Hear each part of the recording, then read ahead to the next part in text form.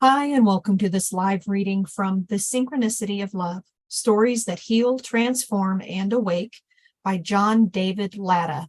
And this is presented by Itsy Bitsy Book Bits. Chapter 1, 3 Seeds. For most of my adult life, I was a man who passionately loved many things. I loved football and basketball and played them well into my 50s. I loved camping and road trips and fly fishing. I was competitive and successful in my career. I was intelligent and driven with lots of energy. I was a husband and a dad who passionately loved his wife and his 2 children. Every day off was an adventure or a road trip, camping, fishing, traveling, exploring, hiking, swimming, and skiing. My kids were active in sports and I loved coaching their teams. I never expected things to change, nor was I seeking change. But man, things can turn upside down in a hurry. My wife got cancer. It was a sudden thing. She had noticed that she was losing hair and asked me to go with her to see a dermatologist. When we arrived, the doctor expressed concern over a small lump on my wife's thyroid gland. He quickly sent us to another doctor. The second doctor appeared gravely concerned. In what felt like mere minutes, my wife was in tears and getting a needle biopsy. We were told that she likely had a tumor on one side of her thyroid gland and that the half with the lump would be removed, and that she would spend the rest of her life with half a thyroid gland, which we were assured was no big deal. She was still young, healthy, took good care of herself, and could survive the rest of her life with half a thyroid with no problems. So we waited a week for the results of the biopsy. When we got the results, they were not good. It was a fast-growing, highly malignant cancer, and surgery was scheduled immediately. They went in and unfortunately had to remove the entire thyroid gland and some lymph nodes. My wife would have to take a synthetic thyroid hormone for the rest of her life. There were follow-up treatments of radioactive iodine to kill any traces of the cancer and what might have been left of her cancerous thyroid gland. These required her being sequestered in a hospital room for weeks at a time with no visitors. Radioactive iodine is deadly to healthy thyroid glands, so my wife's exhalations, sneezes, and coughs were potentially harmful to others. After my wife's surgery and recovery, she was a changed person.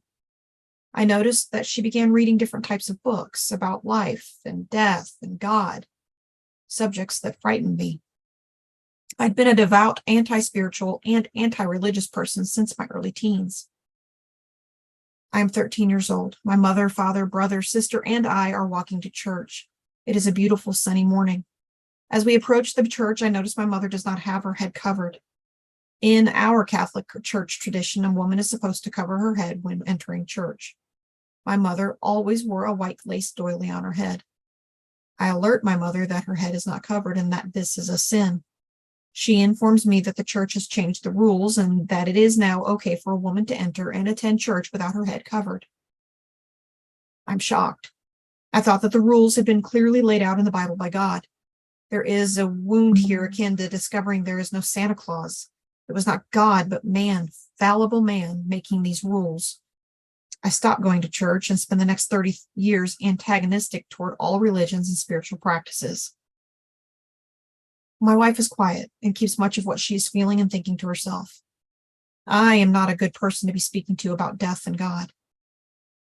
I understand hard work, strategy, accomplishment, competition, passionate play, and fun. I understand the language of argument and logic, but I managed to keep death and God at bay, so I do not know how to speak of them. As my wife is changing, so am I. I worked hard in my career as a grocery store manager in a large, thriving 80-store regional chain. We lived in a big house in a nice neighborhood and had managed to save a lot of money. I'd also started a business on the side that was thriving nicely. When the company I was working for was sold and then sold again, everything changed. It was no longer a great place to work. The business I was running on the side was growing like crazy, so I took the leap, left my secure career, and began running my new business full-time. But things went south fast. I lost all our money. In less than 2 years, we were over $500,000 in debt. I had $250,000 in personal credit card debt alone. I had to sell half of my company, but even that only made a moderate dent in all the debt. I was lost in epic fear and had no tools to cope. And in the middle of it all, my wife found someone else and moved out to start a whole new life. And so my happy life was crumbling. I was suddenly a single dad with custody of my two children, ages 9 and 11. And over my head, in crushing debt, there was rage, fear, and grief so deep I could not even touch it. To make it even worse, it felt like death was stalking me. I had developed an epic fear of what it felt like oblivion. What would happen to me after I died? Would I just disappear forever? Forever? It was torturous and relentless, like the mind forever trying to solve infinity. It could not accept nor wrap my head around oblivion and forever. I could not get this fear out of my head. In the rare moments when I was home alone, I was often in tears. I had no one to talk to. I did not meditate. I never prayed. I did not talk to God. I did not go to church.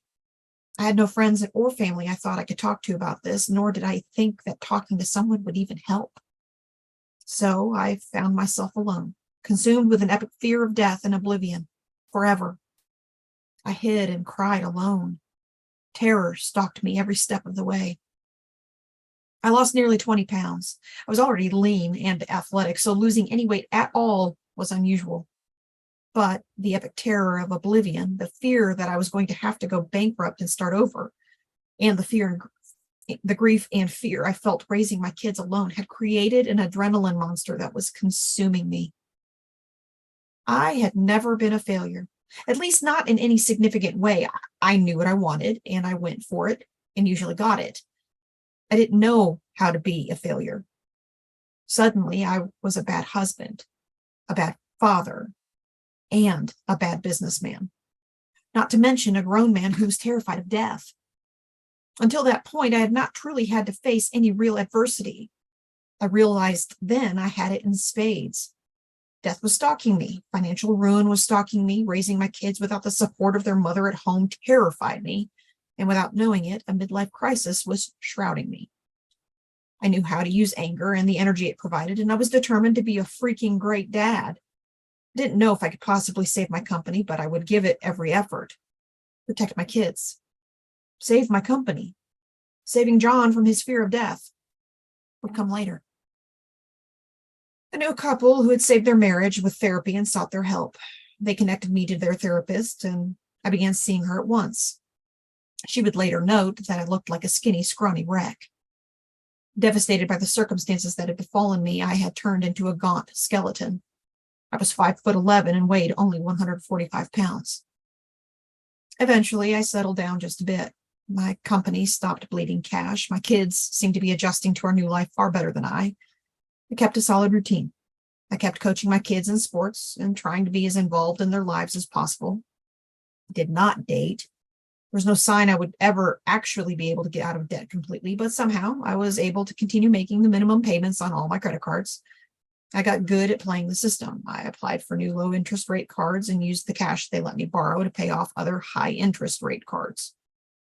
I started to make peace with what felt like the shame of being a failure. I attended a divorce recovery workshop and met a whole lot of people who had stories just like mine. Gosh, life was so good, and then all this shit happened out of nowhere, and suddenly now I'm divorced. But I still had not made peace with death. Over the course of many years prior to my divorce, I had read and reread Michael Crichton's book, Travels. This was Crichton's sort of autobiography. I felt like he and I saw the world in much the same way. Like me, he too was intelligent and dismissive of religion and spirituality. But Crichton went through a transformative crisis as well and came out of it determined to experience life differently, to try to directly experience things he feared or resisted and decide for himself what it all meant. So Crichton finally broke down and attended a 2-week spiritual retreat in the desert led by Dr. William Brew Joy, known to his community simply as Brew. Crichton wrote about his experiences there and titled the story Cactus Teachings. For a person who was devoutly logical and anti-spiritual, I found it unusual that I must have read his story about his experiences at the retreat at least 100 times. I'm lying in my bed. The kids are about to come home from school. I'm reading Michael Crichton's story Cactus Teachings again. Something compels me to toss the book aside, run downstairs, and go to the internet to see if this Brew Joy guy is still alive and if he is still teaching. It is 20 years after Michael Crichton attended, and I am not optimistic. But there he is on the web, apparently alive and well, and I see he is teaching a foundational conference. Although I still have over 6 figures in credit card debt, I sign up immediately. It costs nearly $3,000. I assure myself that if I go bankrupt, that the extra $3,000 won't really matter. I see on his website that he promises the conference will be life renovating. These words hang in the air. They are magnetic. I need this. It is a lifeline. In the following weeks, I'm genuinely scared and excited. Given my immense distrust of all things religious or spiritual, I'm depending on Crichton's description of Brew as a super intelligent, somber medical man and not some charismatic guru. I really have no expectations other than the life renovation part. So in June 2002, I fly to the high desert in Southern California for my 10 days with Brew. As the plane touches down in Ontario, California, I notice that the woman sitting next to me is reading Brew's book, Joy's Way. I am shocked. I look her over. She looks normal. I ask if she's going to see Brew Joy, and she says yes. We both carefully check each other out. She is a grandma from Kalispell, Montana. She looks normal. We both have a laugh and relax a lot. We join a couple of other normal people in a van headed for Brew's retreat in the mountains. I relax some more. This was the very beginning of what was to be an extraordinary number of coincidences that I'd prefer to call synchronicity that seemed to defy mathematical possibility and would continue for years afterward to the present day. The retreat is focused on the heart center and unconditional love, and I'm desperate to have my life renovated. We stay in small cabins out in the desert high in the San Bernardino Mountains, and my roommate is a younger man named Dan. He's cool. He's athletic and adventuresome like me and is working on a degree in Chinese medicine. We bond instantly. I share my story around my recent divorce, that my wife moved out and left me for another man to start a whole new life. That I was teetering on bankruptcy and raising our 2 kids without the support of their mother at home. I'm still angry, full of rage and fear. I'm mad at my wife for running away when things got tough. I'm secretly envious of her breaking away for a fresh start in life and leaving me with all the debt and enormous responsibility.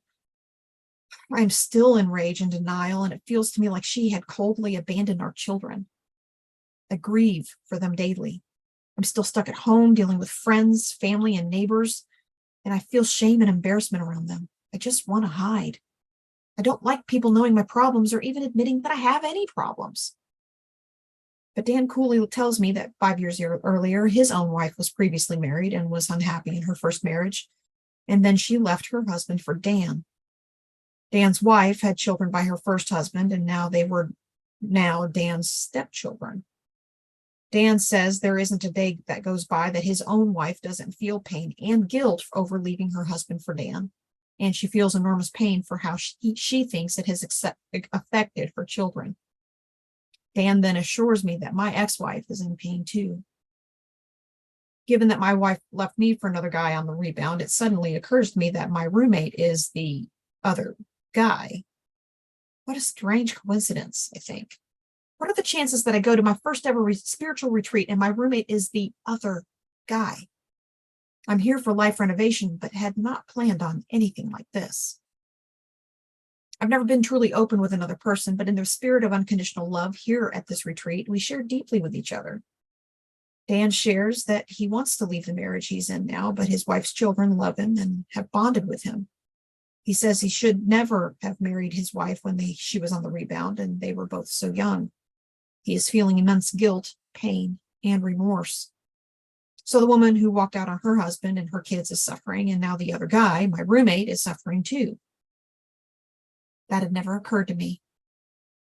As the conference begins, we are paired up with partners. Mine is Lisa, a gal about my age from the Midwest. I like her and we seem to click. But then I find out that after the retreat, she's considering walking out on her husband and kids. Unconditional love or not, I'm having a difficult time with this. So my roommate is the other guy in a relationship where a woman walked out on her husband and kids to be with another guy. And now my partner here is planning to leave her husband and kids when she gets home. I can't believe it. I have an excellent math mind, very good at calculating probabilities, honed from years in business management and years of poring over the daily racing form at the horse races. The chances of both things happening in a group of just 30 people from all over the world blows my mind. This is not what I expected, nor what I especially wanted on my first ever spiritual retreat. The next day, Lisa openly shares with the group that she is considering leaving her husband and her children so that she can pursue her soul's journey. Again, I feel the anger and judgment arise. I keep thinking, she is so selfish. How could she do that to her children? I fear for her kids and the pain it would cause them. Lisa shares that she never really got to have a childhood, that she was the eldest among all her siblings and recruited at a young age to be a co-parent. She's been a sort of selfless martyr her entire life and is tired now. Brew calmly says to our group that if a man were to walk away from his family to pursue his soul's journey, society would find that somewhat acceptable. But if a woman were to do it, she would be damned forever. I feel it in me, the desire to damn Lisa and my ex-wife forever. Yet compassion, love, and forgiveness welled up in me as well. My roommate Dan is in pain. His wife is in pain. Lisa is in pain. My ex-wife is probably in pain. I am in pain. I can feel myself backing off just a bit and letting go of judgments.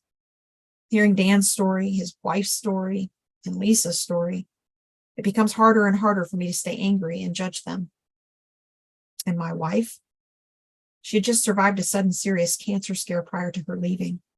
She must take a synthetic thyroid hormone for the rest of her life or she dies. How did that experience affect her and the choices she made?